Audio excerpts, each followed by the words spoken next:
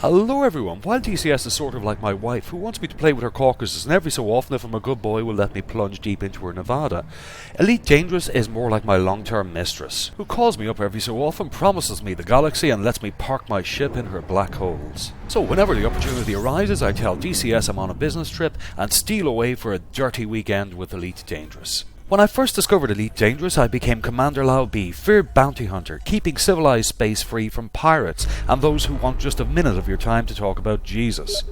After numerous unfruitful altercations with the space rozzers, I decided my life needed more purpose. I became Federation Commander Lao B, will give handjobs for promotion.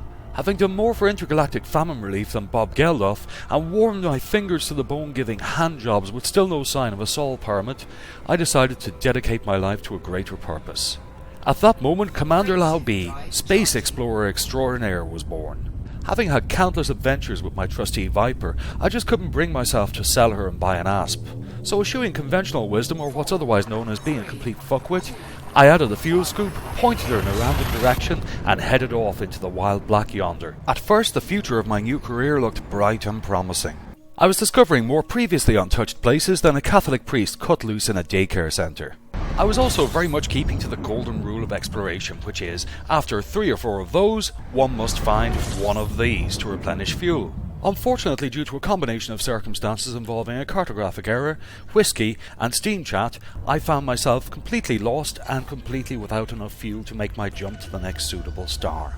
As I began resigning myself to my new career as Commander Lao B, frozen monument to those retarded enough to even consider exploring the galaxy in a Viper, I began searching Reddit and the Steam forums in desperation, and that's where I happened upon a post by another commander regarding a group called Fuel Rats. As I was over 1300 light years out, I figured my chances were somewhere between bugger all and no fucking way. However, with no other choices on hand, I contacted the Fuel Rats.